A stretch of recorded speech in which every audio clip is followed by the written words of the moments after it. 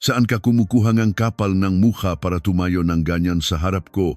Babaeng walang trabaho at walang pinanggalingan. Sa isang nakakikilabot na kalampag, biglang napapihit ang ulo ko. Ibinatong ng magiging biyenan ko ang isang sobrang puno na pra sa mukha ko habang sumisiga.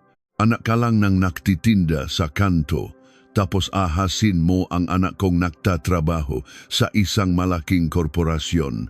Ipalaglag mo yang bata at lumayas ka. Pinunasan ko ang pumutok kong labi habang niyayakap ang sanggol sa aking sinapupunan. Sa loob ng 3 taong pag-aalaga ko sa kanya, ang nobyo ko ay naktago lamang sa likod ng palda ng kanyang ina. Walang imik at iniwasan ako. Ngunit lingit sa kanyang kaalaman, ang ama kong labis niyang kinukutya ay ang taong may hawak sa kalahating ang kita ng kumpanya ng kanyang asawa, isang makapangyarihang tao mula sa isa sa 10 pinakamalalaking korporasyon sa Pilipinas. Ito ang kwento ng perpekto at lubos na pagbagsak ng isang aroganteng pamilya na nangahas na galawin ang dugong hindi nila dapat ginalaw. Bago magsimula ang kwento, paki-like at subscribe po at magiwan ng komento kung saan kayo nakikinig. Ito ang takip silim ng pahuhukom, magsisimula na ngayon. Isang gabi iyon kung kailan hindi pa tuluyang nawawala ang lamig na dalang hanging amihan. Ang matinding hangin ay tila tumatagos hanggang sa buto. Si Sofia Reyes ay mag-isang nagpipigil ng hininga sa loob ng banyo ng isang convenience store sa isang eskinita sa Quezon City. Masangsang ang amoy ng murang air freshener sa masikip at malamig na espasyo, ngunit hindi niya alintana ang ginaw. Sa kanyang palad, 2 linya ang malinaw na nakaguhit sa pregnancy test. Malinaw at tiyak. Tila ba minarkahan ng tadhana ang kanyang buhay ng isang pulang-pulang selyo. Dahan-dahang huminga si Sofia. Ang kanyang puso ay kumakabok ng napakalakas, tila babasagin ang kanyang nga tadyang. May takot, ngunit sa hindi may paliwanag na dahilan.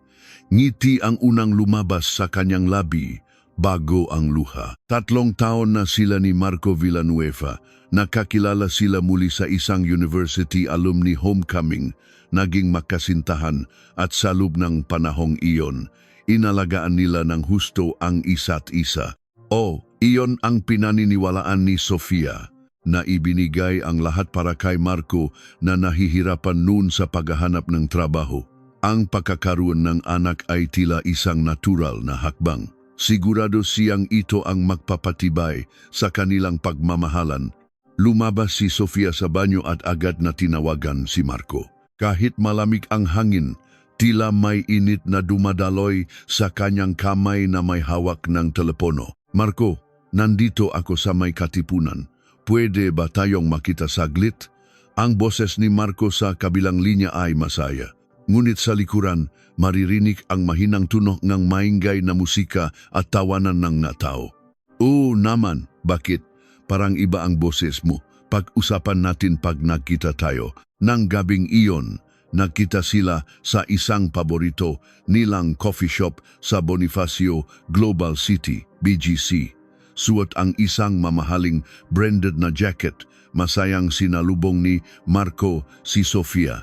Simula nang makapasok siya sa isang malaking kumpanya, napansin niyang mas naging maingat na ito sa kanyang pananamit. Anong problema? Ang seryoso ng mukha mo, nag-atubili si Sofia sandali, bago maingat ngunit nanginginig na nagsalita. Marco, buntis ako. Biglang nanigas ang ekspresyon ni Marco. Ang kanyang ngalabing nakangiti ay naging kasing lamig ang mukha ng isang manika. Sandaling katahimikan. Isang nakabibinging katahimikan na tila nagelo ang hangin. Sigurado ka ba?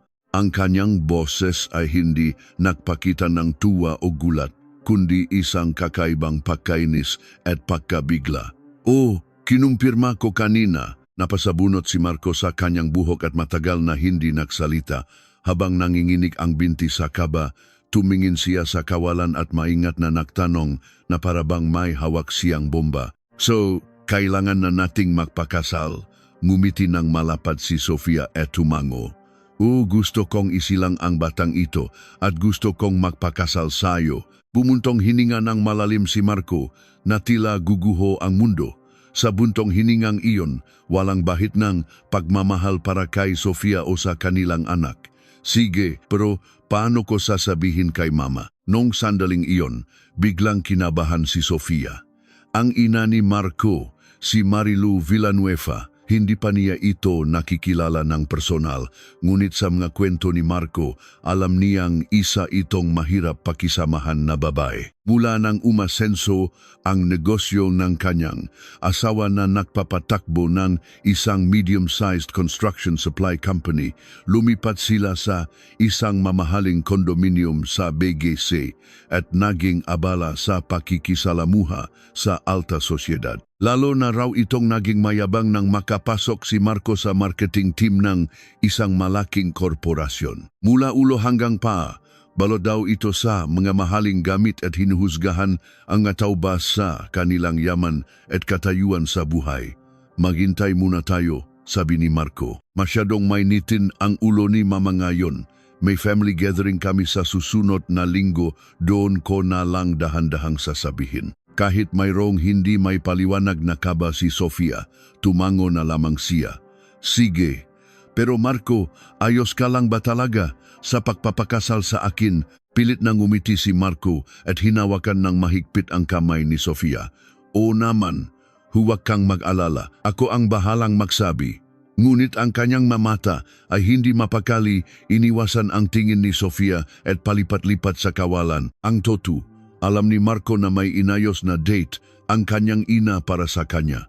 Ang anak ng isang pamilya ng doktor na nakmamayari ng malalaking lupain at isang ospital sa Makati. Kapag pinakasalan niya ang kaysa isang anak na iyon, daan-daang milyong piso ang mapupunta sa kanya. Ipinagmayabang ito ng kanyang inang si Marilo sa lahat. Ngayong nasa top 1% na ang anak kong si Marco. Ako na mismo ang pipili ng babaeng nababagay sa pamilya natin. Hindi pwedeng may lumapit na kung sino-sinong hampas lupa lang. Pumunta si Marco sa dati na yon. Hindi niya raw natiis ang pangungulit ng ina. Sinabi niya kay Sofia na formal lang siyang nagpakilala at agad na umalis. Ngunit ang totu, nanatili siya ron ng matagal. Sa katunayan, nang makita niya ang libu-libong pisong halaga ng damit ng anak ng may-ari ng ospital at ang susingang porsyon nito, tila nawala siya sa sarili. 2 buwan na niyang niloloko si Sofia habang sabay na nakikipag-ugnayan sa mayamang babae. Ilang araw ang lumipas, sinabi ni Sofia sa kanyang ama ang tungkol sa kanyang pagbubuntis. Maingat siyang nagsalita habang makaharap sila sa sofa sa kanilang simpleng apartment. Pa, buntis po ako. Sandaling nagulat ang kanyang ama, si Eduardo Reyes, ngunit agad ding ngumiti at nagtanong. Yung lalaki, si Marco, di ba? May balak ba kayong magpakasal? Opo, pumayak na rin po si Marco. Sa susunod na linggo, formal na po akong ipapakilala sa pamilya niya. Tahimik na tumango si Eduardo.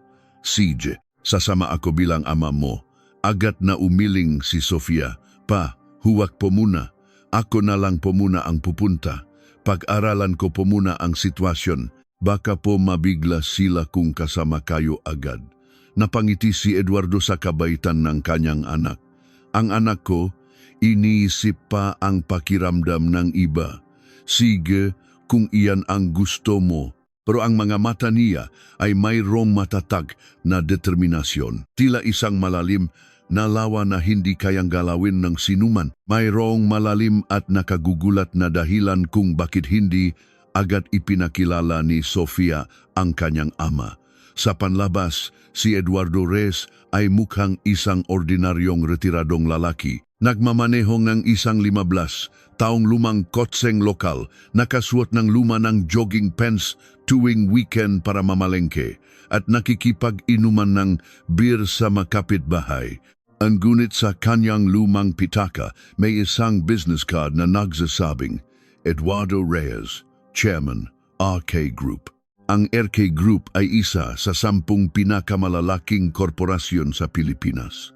Mayroon itong 16 na pangunahing kumpanya sa ilalim nito mula sa construction, food, retail hanggang sa mga hotel na may taunang kita na higit sa 500 bilyong piso. Si Eduardo ang nag-isang pinuno ng imperyong iyon, ngunit dahil nagsimula siya mula sa kahirapan, ayaw na ayaw niyang magpakitang gilas. Minimal lang ang kanyang security, tinanggihan niya ang mamahaling kotse at namuhay bilang isang simpleng ama. Ganun din si Sofia.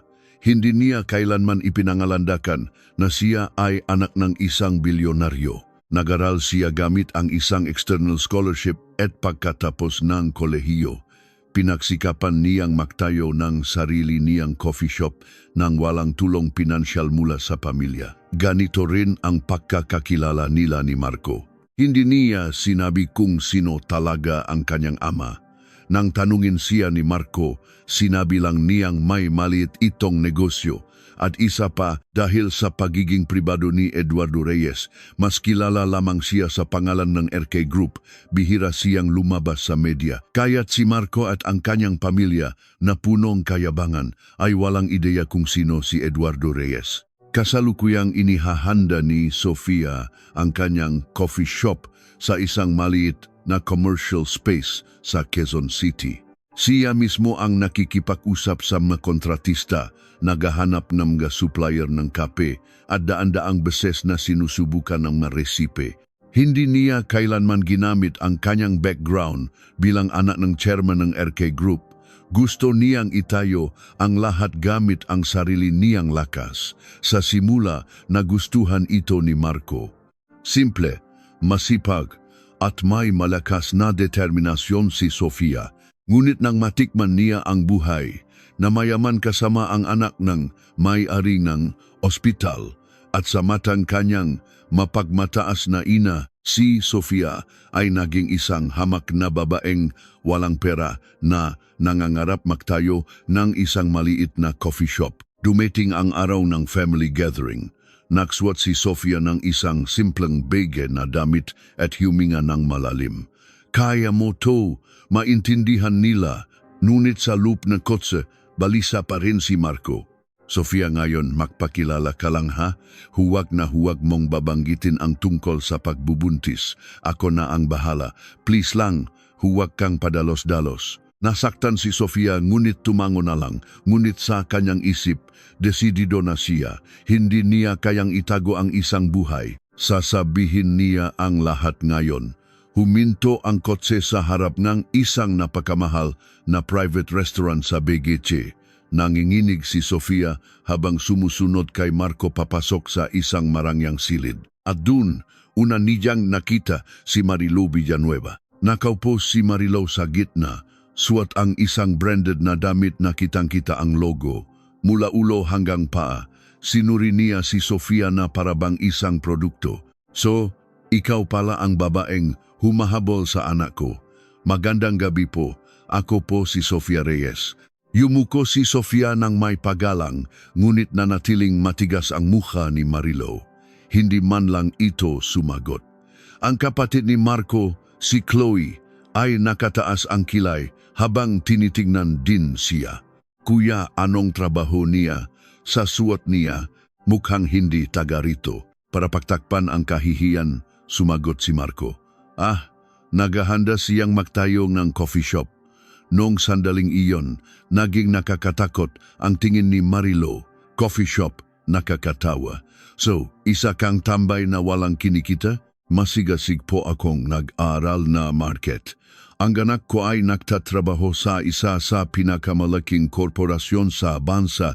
Hindi ba't hindi kayo makalabel ng isang magtatayo lang ng kapehan sa kanto? Ang kapal din ng mukha mo. Ang ama ni Marco, si Antonio, na nasa tabi niya, ay nanatiling tahimik, ngunit halatang sang-ayon sa kanyang asawa. Nagsimula ang hapunan, ngunit napakalamig ng atmosfera. Walang lasa ang pagkain para kay Sofia. Patuloy siyang inaatake ni Marilu. Alam mo, maraming kabataan ngayon ang nagtatayo ng coffee shop kahit walang pera. Karamihan sa kanila nagsasara din sa loob ng isang taon. Hindi kasi sinusukat ang sariling kakayahan. Sumabat si Chloe. Oo nga, dito sa BGC, puro anak ng mayayaman ang may-ari ng coffee shop. May special skills ka ba? 8. O, sasagutin na parents mo ang puhunan. Kinagat ni Sofia ang kanyang labi. Si Marco, tulad ng isang duwag, ay nakayuko lang at hindi nagsasalita. Nung sandaling iyon, naramdaman ni Sofia na nag-isa siya. Biglang nagtanong si Marilu, "Anong trabaho nga magulang mo?" Maingat na sumagot si Sofia, "May negosyo po ang tatay ko." "Anong negosyo?" tanong ni Marilu na may matalas na tingin. "Iba-iba po, may maliit po siyang kumpanya." Agad na nawala ng interes si Marilu, iniisip na isa lang itong maliit na tindahan. Ang totu, ganon talaga kung ilarawan ni Eduardo ang sarili niya sa iba-isang pagpapakumbaba na bunga ng kanyang pinahirapang tagumpay. Nag-ubo si Antonio. "Ang anak naming si Marco ay malapit ng ma-promote. Kailangan niya ng asawang susuporta sa kanya ng husto. Ang pagpapatakbo ng coffee shop, hindi ba't magdamag na trabaho yan?" Sinubukang ipagtanggol ni Sofia ang sarili. "Kahit mahirap, kaya ko pong pagsabayin ang trabaho at ang pag-alaga kay Marco." Ngumisi si Marilu. "Talaga? Walang pera pero ang taas ng pangarap. Wala ng atrasan." Sa wakas, nagsalita si Sofia ng may determinasyon. "May kailangan po akong sabihin." Lahat ng mata ay napunta sa kanya. Humigpit ang hawak niya sa kanyang kamao. "Buntis po ako. Dala ko po ang anak ni Marco. Gusto po naming magpakasal at panagutan ito." Biglang nagelo ang hangin. Pagkatapos ng ilang segundo, naging parang demonyo ang mukha ni Marilu. "Ano, buntis?" Ang boses niya ay punong galit at pandidiri. Itinapon ni Chloe ang kanyang kubyertos. "Kuya, totoo ba to? Sigurado ka bang sayo yan? Baka kailangan ng DNA test." Namula ang mga mata ni Sofia sa kahihiyan ngunit tumango siya. "Opo, 2 beses ko na pong kinumpirma sa ospital." Hindi na napigilan ni Marilu ang sarili. Hinampas niya ang mesa at tumayo. "Saan ka kumukuha ng kapal ng mukha? Dahil hindi mo makuha ang anak ko, ginamit mo ang katawan mo para bitagin siya, ha? Gold digger." "Hindi po totoo yan. 3 taon na po kami at nagmamahalan kami." "Pagmamahal? Nakakatawa. Isang babaeng walang pera na nabuntis para lang makuha ang yaman ng pamilya namin." Nagsimulang maktinginan ang nga tao sa labas ng silid. Naramdaman ni Sofia ang matinding kahihiyan. "Gusto po naming magpakasal at panagutan ito." Tumawa si Marilu ng may pang-asar. "Pananagutan? Anong ipapananagot mo? Pera mula sa coffee shop mong puro utang. Isa ka lang tambay." Sumabat si Chloe. "Oo nga, ate, gagamitin mo ang sweldo ni kuya para buhayin ang anak mo. Mahiya ka naman." Tumingin si Sofia kay Marco, ngunit nakayuko lang ito, hindi makapagsalita. Nung sandaling iyon, gumuho ang mundo ni Sofia. Ang lalaking minahal niya ng 3 taon ay isang ilusyon lamang. Ipinagpatuloy ni Marilu ang kanyang mga salita. "Alam mo ba kung gaano ako kabisi? Sunod-sunod ang mangayos kong dit para kay Marco, anak ng may-ari na ospital, anak na partner sa isang malaking law firm. Lahat sila gustong maging manugang ko. Ang anak ko ay para sa isang taong kalibel niya, hindi sa isang hampas lupang tulad mo." Nagsalita pa si Chloe. "Ate, ano ba talaga ang negosyo ng tatay mo? Sari-sari store. Bagay nga kayo." Hindi sumagot si Sofia. Gusto niyang isigaw na ang ama niya, ang chairman ng RK Group, pero pinigilan niya ang sarili. Hindi karapat-dapat ang mga taong ito na marinig ang pangalan ng kanyang ama. Sa huli, sinabi ni Marilu ang mga salitang tumatak sa isipan ni Sofia. "Pakinggan mo to. Hinding-hindi kita tatanggapin bilang manugang. Bukas na bukas, pumunta ka sa ospital, ipalaglag mo yang bata at lumayo ka sa anak ko." Umiyak na sumagot si Sofia. "Hindi ko kailangan ng permiso ninyo. Isisisilang ko ang batang ito." Naging masama ang tingin ni Marilu. Sige, subukan mo, tandaan mo, sisirain ko ang buhay mo. Ang hapunan ay naging isang impyerno. Paglabas nila, hinabol ni Sofia si Marco. Marco, ano sa tingin mo? Ito ba ang sinasabi mong pag-usap? Pabulong na sumagot si Marco. Sofia, please, maghintay ka lang. Galit lang si Mama. Palamigin muna natin. Tumawa si Sofia ng may pait. Hanggang kailan? Habang pinapahiya ko at sinasabihang ipalaglag ang anak ko? Hindi sumagot si Marco. Tinitigan siya ni Sofia ng may pandidiri bago tumalikod. Sige, hindi ko kailangan ng isang duwag na tulad mo. Bubuhayin ko ang anak ko ng mag-isa. Umuwi si Sofia sa keng taksi, walang tigil ang pagiyak. Habang tinitingnan ang mailaw ng BGC, niyakap niya ang kanyang tiyan. Huwag kang mag-alala anak. Poprotektahan ka ni Mama, anuman ang mangyari. Pagdating sa bahay, napaupos siya sa sahig sa sobrang bigat ng nararamdaman. Umiyak siya ng walang tunog, takot na magising ang kanyang ama. Ngunit narinig siya nito, Sofia, bakit ngayon ka lang? Sofia, nakita ni Eduardo ang kanyang anak sa sahig, umiyak, at may bakas ng luha sa pisngi. Biglang nanigas ang kanyang mukha. Lumuhod siya sa tabi nito at niyakap. Anong nangyari? Sino ang gumawa nito sayo? Nang makita ni Sofia ang kanyang ama, bumuhos ang lahat ng sakit na kanyang tinis. Dinala siya ni Eduardo sa sofa at hinintay na kumalma. Pa, tinawag nila akong gold digger. Sinasabi nilang sinadya kong magpabuntis para makuha ang anak nila. Naging kasing lamig ng yelo ang mga mata ni Eduardo. Ngunit ang kanyang boses ay nanatiling malumanay. At anong sinabi mo sa kanila? Sinabi ko pong hindi, ako susuko, nabubuhayin ko ang anak ko kahit mag-isa. Niyakap niya ng mahigpit ang kanyang anak. Tama yan, ipinagmamalaki kita. Anuman ang desisyon mo, susuportahan ka ni Papa. Umiyak na tumingin si Sofia sa kanyang ama. Pa, kung sinabi ko ba kung sino ka, mag-iba kaya ang trato nila sa akin. Sumagot si Eduardo, hindi iyon mahalaga. Ang mataong nagbabagong trato sa yaman ay basura. Ang mahalaga ay kung paano ka nila tinrato nung akala nila ay wala ka. Iyon ang tunay na kulay nila. Habang niyayakap ang anak, sinabi niya ng mahina, Sofia, nanahimik ako dahil iyon ang gusto mo. Pero ang bastusin ang dugo ko, iyan ang hindi ko mapapalampas. Ang kanyang boses ay kalmado, ngunit sa likod nito ay may isang nakakatakot na determinasyon. Nang makatulog si Sofia, naiwan si Eduardo sa madilim na sala. Wala na ang malumanay na ama. Ang naroon ay ang walang ngawang pinuno ng isang imperyo. Pumasok siya sa kanyang opisina at binuksan ang kanyang computer. Nag-type siya ng 2 salita. Antonio Villanueva, AV Construction Supplies. Agad na lumabas ang lahat ng impormasyon tungkol sa pamilya at kumpanya ni Antonio.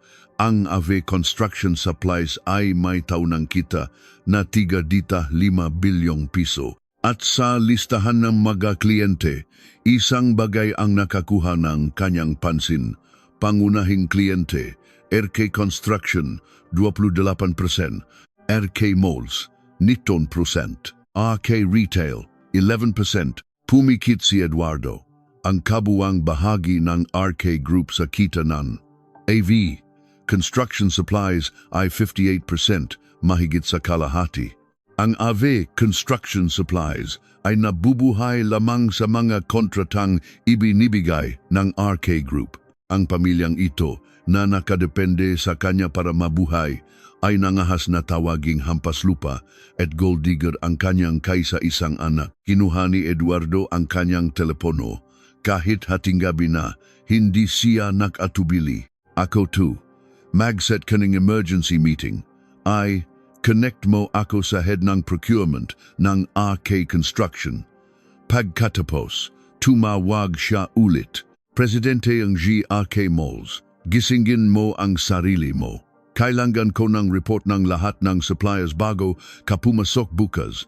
Isama mo ang AV Construction Supplies. At ang huling tawag, puno ng panganib. Head ng legal team, pag-aralan mo ang lahat ng paraan para legal na putulin ang kontrata sa AVE Construction Supplies. Walang dapat maywang butas. Bukas ko ipapaliwanag.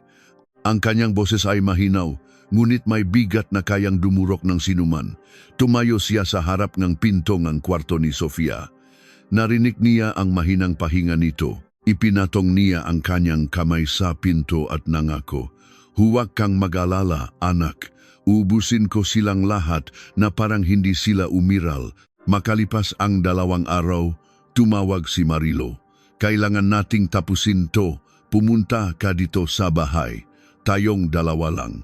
Kahit kinakabahan, pumunta si Sofia. Pagdating niya sa kanilang marangyang condominium sa Bigese, naabutan niya hindi lang si Marilo, kundi pati na rin si Anto Jamagloy na parabang mga hukom na naghihintay sa isang kriminal. Inilapak ni Marilo ang isang kontrata at isang sobra sa mesa. "Basahin mo, ito ang kasunduan.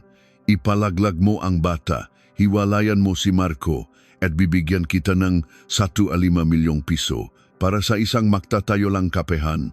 Malaking pera na yan, di ba?" Namutla si Sofia. "Hindi ko kailangan ng pera ninyo." Sumabat si Chloe.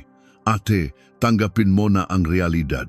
Hindi ka bagay sa pamilya namin." Sinubukan ni Sofia na magpaliwanag, ngunit hinampas ni Marilo ang mesa. "Tumigil ka na sa kadramahan mo." Sa galit, tumayo si Sofia. "Dahil ba magtatayo lang akong coffee shop, wala na akong karapatang igalang." Nagdilim ang paningin ni Marilo. "Sino ka para sumiga sa akin?" Bigla, itinaas niya ang kanyang kamay at sinampal si Sofia ng buong lakas. Plak! Napahawak si Sofia sa kanyang pisngi, nanginginig. Dumugo ang loop ng kanyang labi. Sumigaw si Marilo, "Hayop ka! Bastos! Walang pinag-aralan!" Itinapon niya ang sobre sa mukha ni Sofia. "Kunin mo yan at lumayas ka." Nanginginig na pinunasan ni Sofia ang dugo sa kanyang bibig. "Hindi ako pumapatol sa pera. Manahimik ka, gold digger." Sumigaw si Marilo na muling ambahin siyang sampal. Napayakap si Sofia sa kanyang tiyan. Pinigilan siya ni Antonio. "Mahal, tama na. Buntis yan, baka mapano. Wala akong pakialam." Sigaw ni Marilo. Hindi na kinaya ni Sofia. Kinuha niya ang kanyang bag at tumakbo palabas.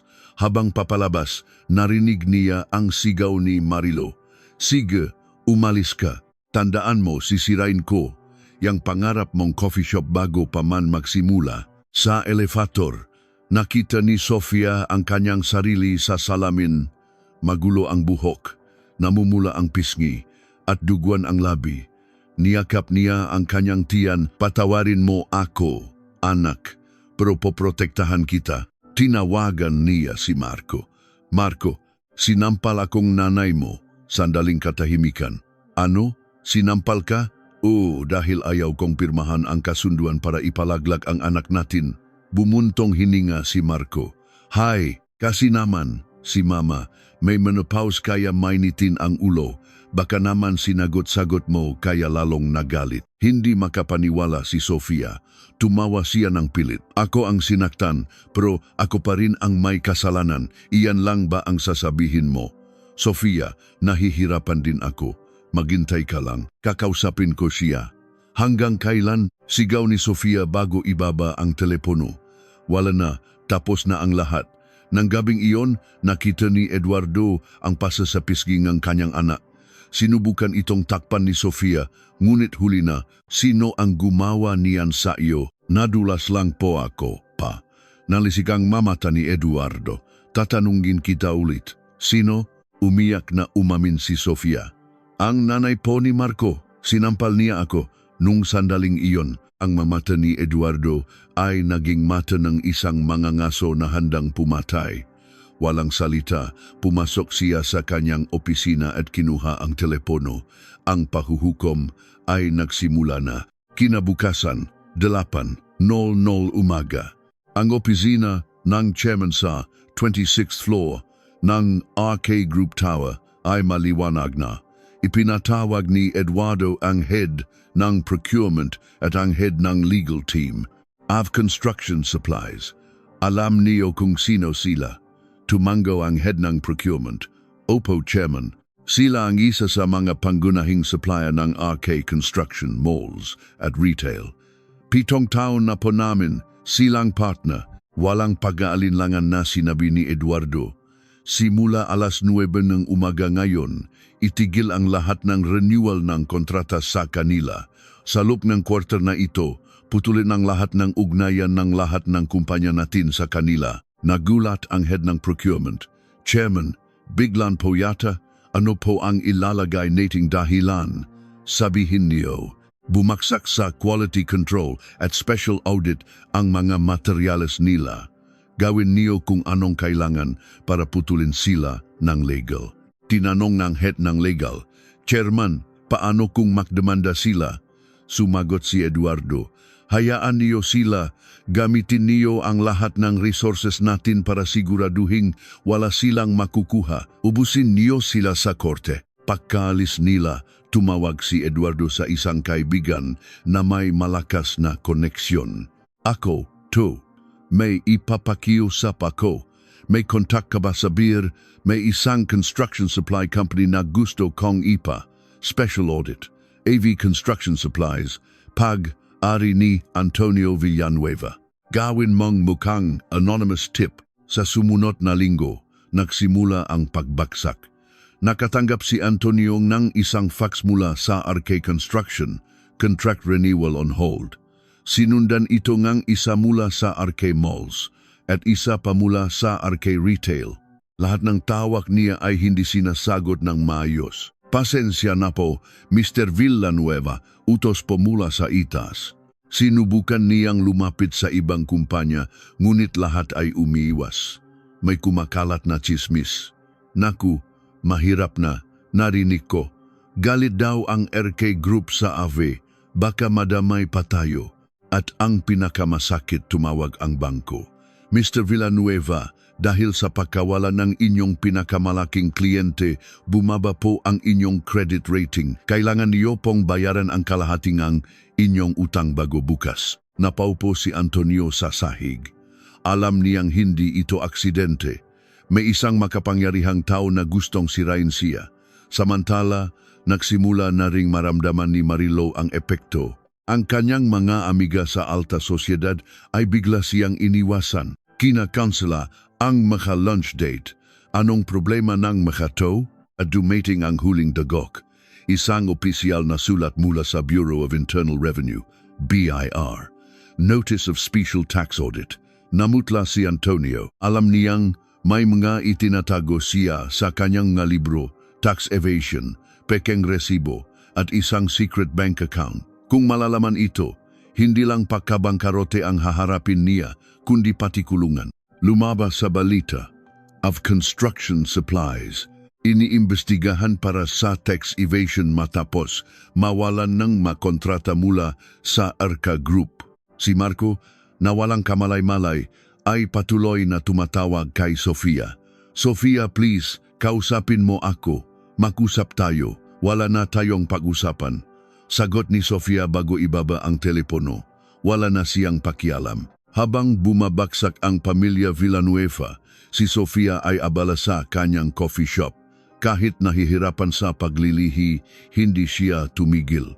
Isang gabi, tinanong niya ang kanyang ama, "Pa, may nangyayari po ba sa pamilya ni Marco?" Sumagot si Eduardo habang nagbabasa ng diaryo, "Bakit mo natanong?"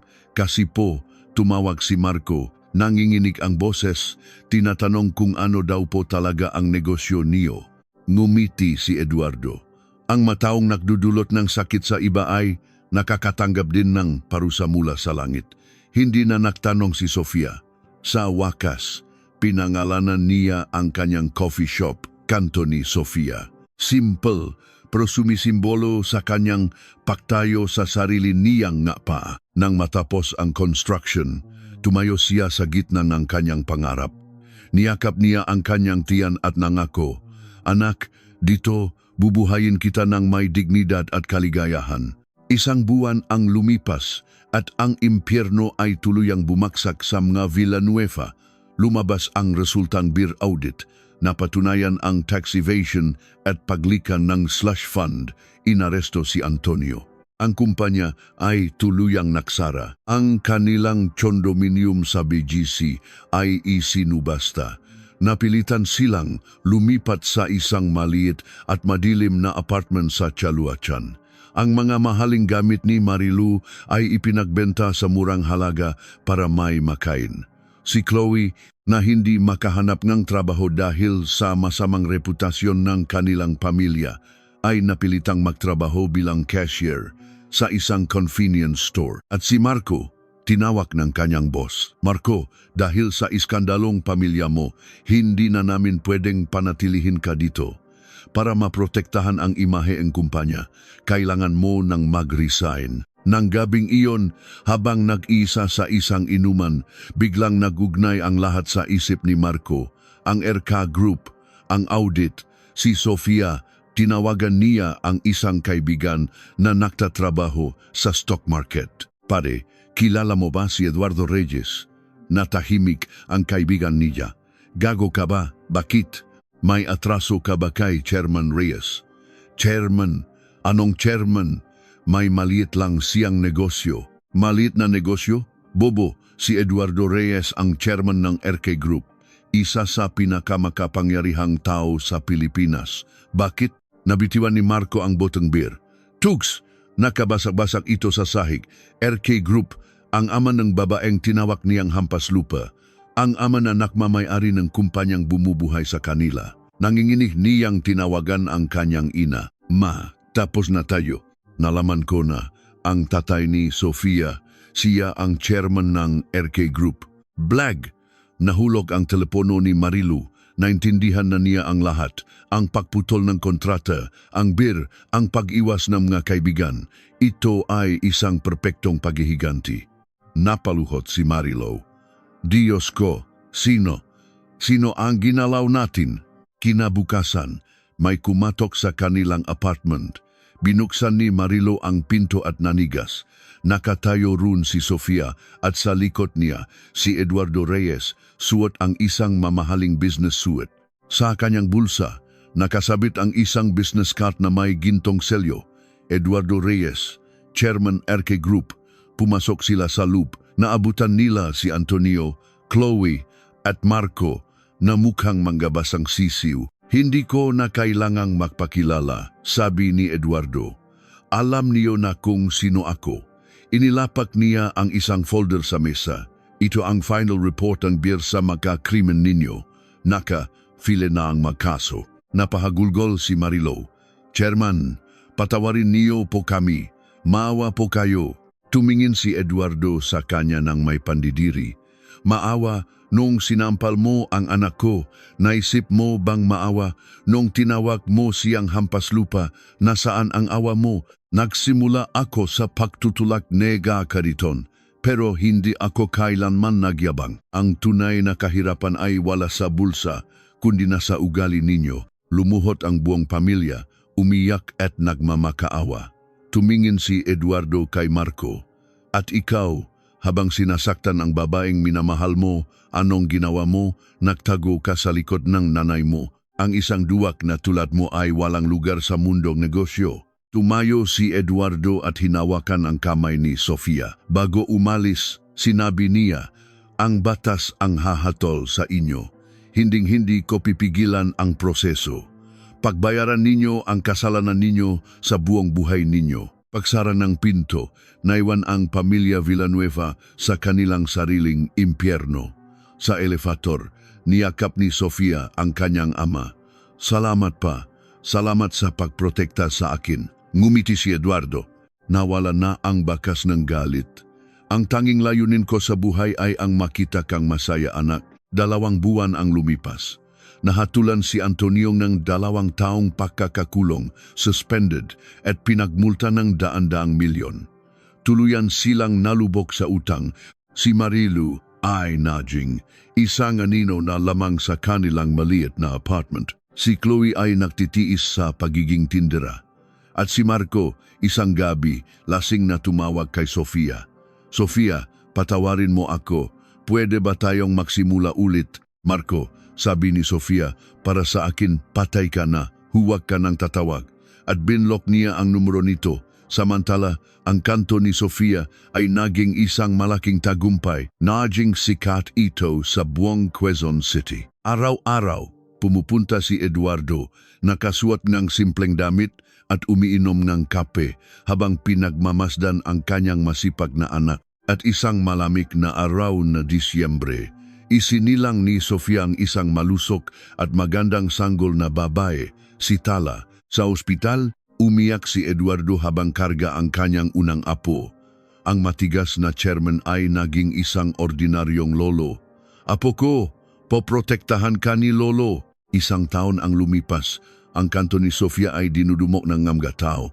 Si Sofia ay naging isang matatag at matagumpay na single mother. Hindi na siya ang babaeng umiiyak sa isang sulok, kundi isang negosyanteng may dignidad at lakas. Isang hapon, may pumasok na isang babae sa kanyang coffee shop. Mukha itong pagod at malungkot. Buntis din ito. Umupo ito sa isang sulok at tulala. Nakita ito ni Sofia, may naramdaman siyang kakaiba. Siya mismo ang lumapit, dala ang isang tasang mainit na tsaa at ilang cookies. Miss, mukhang pagod ka. Ito, libre mula sa ama. Nagangat ng tingin ang babae. At nang makita ang kabaitan sa mata ni Sofia, bumuhos ang kanyang naluha. Ang kanyang mukha punong ng sakit at kawalan ng pag-asa ay ang mismong mukha na nakita ni Sofia sa salamin ng elevator isang taon na ang nakalipas. Sumagot si Eduardo sa isang tanong ni Sofia noon. Anak, alam mo ba kung ano ang tunay na paghihiganti? Hindi ang pagwasak sa kanila. Iyon ay paglilinis lang. Ang tunay na paghihiganti ay ang paglimot sa kanila at ang pagiging mas mabuti, mas matatag at mas masaya kaysa sa kanila, katulad ng ginawa mo ngayon. At sa pag-abot niya ng tulong sa isang estranghero, ipinakita ni Sofia na hindi lang niya napagtagumpayan ang kanyang nakaraan, ginamit niya ito upang maging isang ilaw para sa iba. Iyon ang kanyang perpektong tagumpay.